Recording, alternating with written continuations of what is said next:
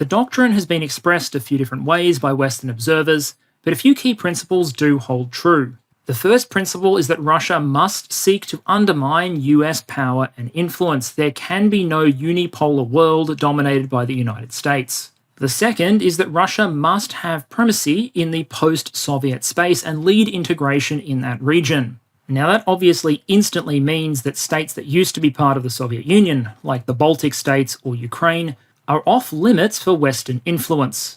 And if Russia can extend its control over those nations in the former Warsaw Pact as well, then all the better. And given that objective, it naturally extends to the idea that NATO expansion is to be resisted and avoided. If you think about it for more than 2 seconds, it really is a logical extension. It is much harder for Russia to exercise influence and control over a country if it's under the NATO security guarantee or if it's economically integrated into the European Union. On their own, many former Soviet states would be no match for Russia. There would be immense economic, political, and potentially military pressure for them to fall in line. But if you go and let countries like Estonia join NATO, well, then they might get big ideas about being independent from Russian influence. And that, most figures in the Russian government would suggest, is directly contrary to Russia's strategic interests. Now, I have heard the argument before that Russian doctrine and strategic thinking is essentially defensive in nature. Here is how the argument goes. Russia has been invaded multiple times throughout its history. Its borders aren't very defensible because they're mostly flat and open.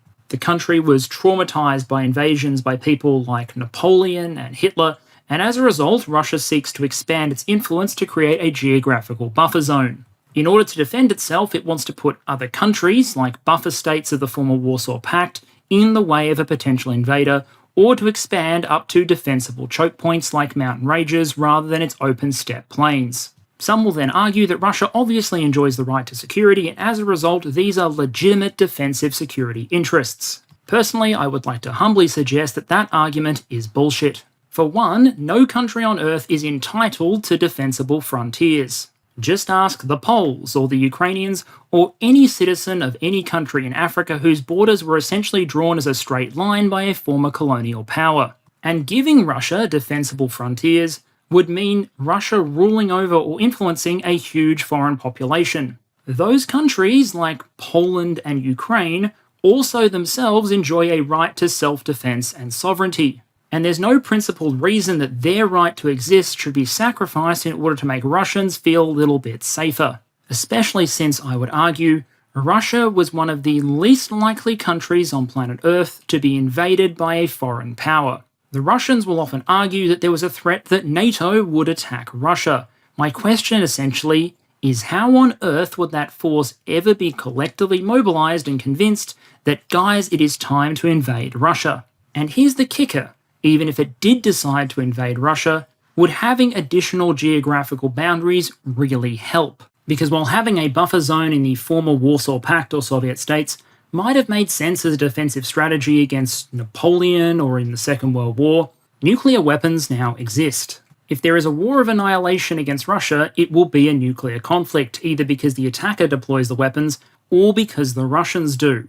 And I've always struggled to understand why a country with the world's largest declared stockpile of nuclear warheads feels itself at threat of a conventional invasion. Because if NATO tanks were rolling towards Moscow, I expect the Russian reaction would be to deploy tactical nuclear weapons against those tanks.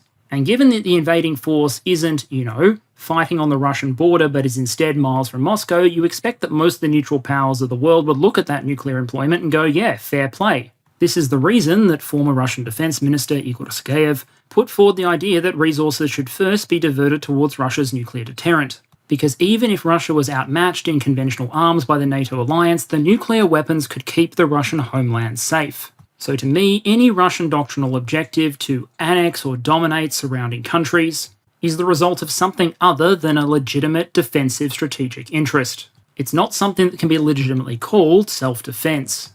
NATO expansion was a threat to Russian influence, not to Russian survival. But whatever the moral worth of those goals, let's take them as a given for helping to inform Russian strategy. They want to dominate the post-Soviet space. As an extension of that, they want to weaken NATO influence and halt its expansion. They want to weaken American dominance and the unipolar world order, and they want to improve the strategic balance to better favour Russia.